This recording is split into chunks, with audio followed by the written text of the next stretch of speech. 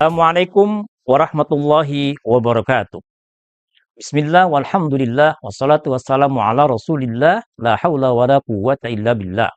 Sahabat-sahabat peserta pelatihan manajemen masjid yang berbahagia. Pada pelatihan kali ini kita akan bersama-sama berdiskusi tentang pelatihan manajemen masjid. Ada 10 langkah bagaimana kita dapat memakmurkan atau memberdayakan masjid. Yang pertama adalah niat. Tentu niat ini menjadi penting karena kita niat untuk memakmurkan masjid adalah bagaimana kemudian kita ingin menjadi orang yang takut kepada Allah. Walam yahsa illallah, dan tidak ada yang ditakuti kepada siapapun kecuali kepada Allah. Jadi niat untuk memakmurkan masjid ini menjadi penting karena bagaimanapun kita hamba Allah yang kemudian hanya takut kepada Allah. Tidak ada yang perlu kita takuti kecuali Allah Subhanahu wa taala.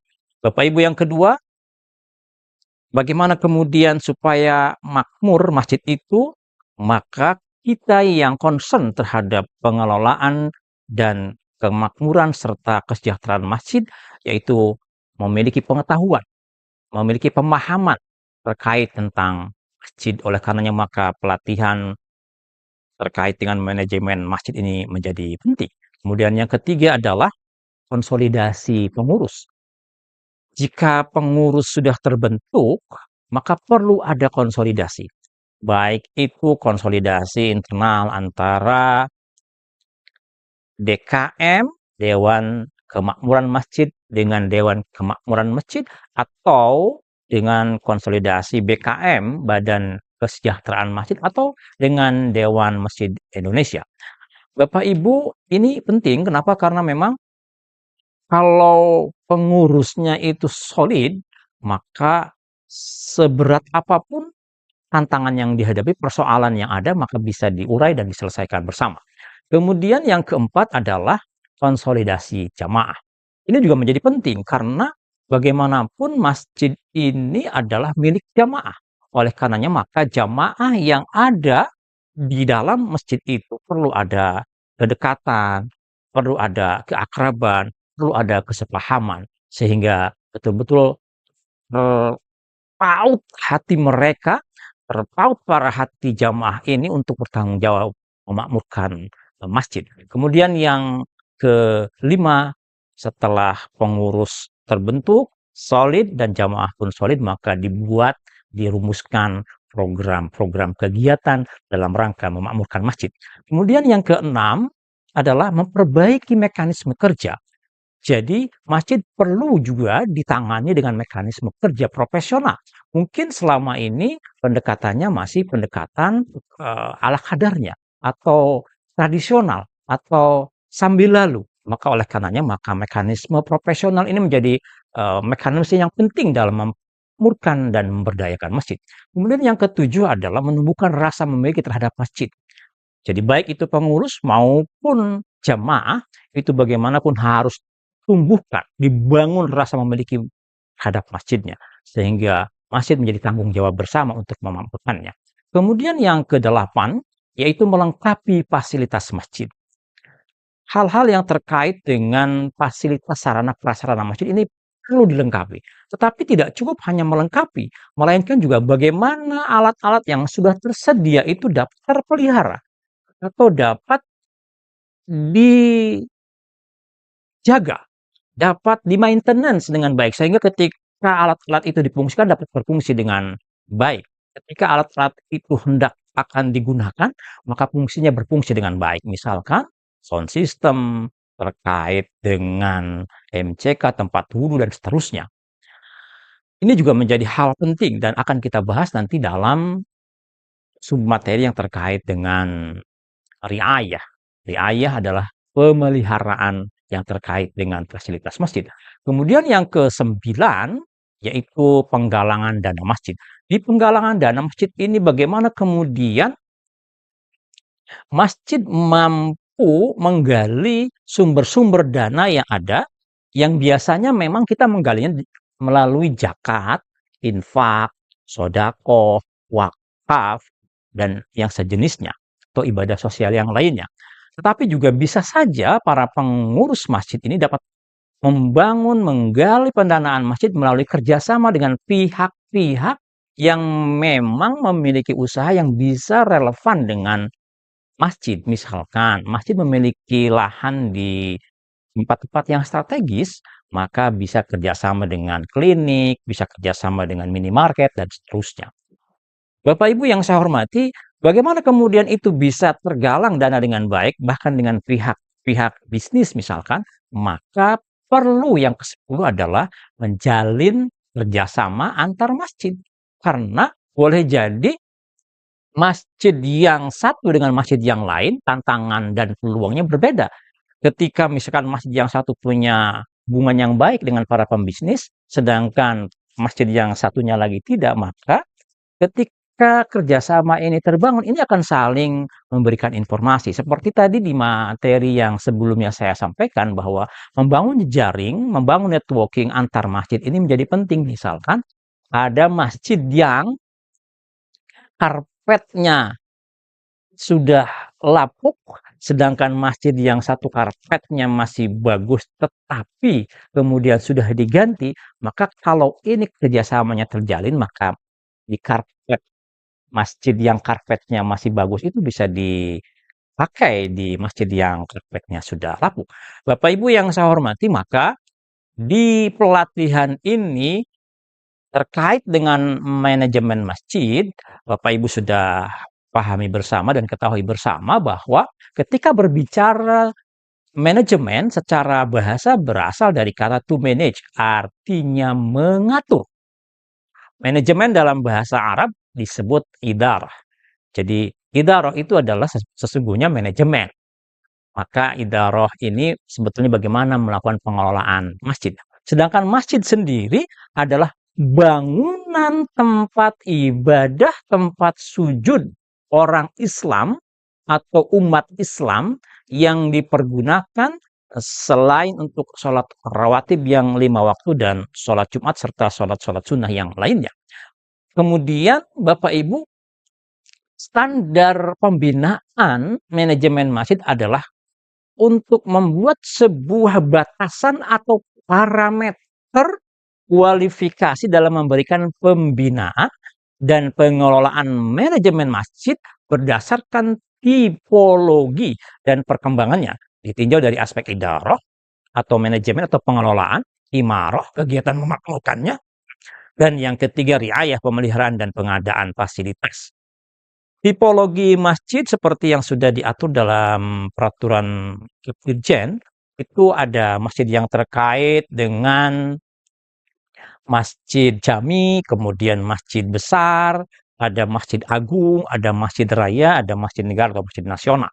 Bapak Ibu yang saya hormati, di manajemen masjid ada 3 bagian yang menjadi bahasan yang akan kita diskusikan dalam pelatihan itu. Yang pertama yaitu idarah. Idarah adalah kegiatan pengelolaan yang menyangkut dari perencanaan, pengorganisasian, pengadministrasian, keuangan, dan pengawasan serta pelaporan.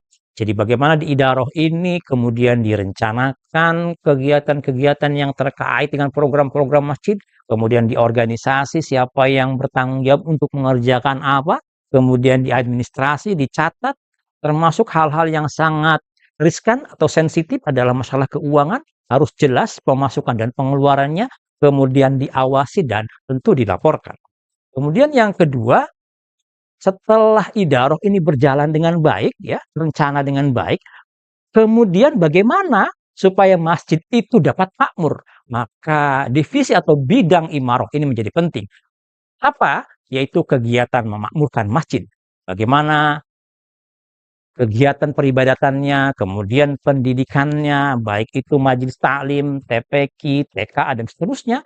Kemudian kegiatan sosial yang terkait dengan santunan anak yatim, atau khitanan massal misalkan, dan seterusnya. Termasuk peringatan hari-hari besar, itu pun termasuk terhadap atau kegiatan-kegiatan yang terkait dengan memakmurkan masjid. Kemudian yang ketiga, yaitu kegiatan pemeliharaan sarana prasarana. bangunan, peralatan, lingkungan, kebersihan, keindahan, dan keamanan masjid, termasuk penentuan arah kiblat. Ini juga menjadi penting karena biasanya ada rasdul kiblah dan ada kalibrasi arah kiblat. Ini harus dimanfaatkan oleh para pengurus masjid untuk melakukan penentuan arah kiblat, dikalibrasi kembali. Bapak Ibu yang saya hormati, di Kepdirjen Bimas Islam nomor DJ titik 2 Romawi garis miring 802 garis miring 2014, jadi disebutkan bahwa masjid memiliki peran strategis sebagai pusat pembinaan umat Islam dalam upaya melindungi, memberdayakan, dan mempersatukan umat untuk mewujudkan umat yang berkualitas, moderat, dan toleran. Semoga ini menjadi cita-cita yang terwujud oleh kita anak bangsa Indonesia yang cinta terhadap negara dan cinta terhadap masjidnya. Oleh karenanya maka konsep masjid yang multifungsi yang kita harapkan, yang kita idealkan adalah di masjid itu ada, tentu yang paling utama adalah ruang tempat peribadatan. Ruang tempat peribadatannya tersedia dan representatif, memadai, sangat memadai dan nyaman.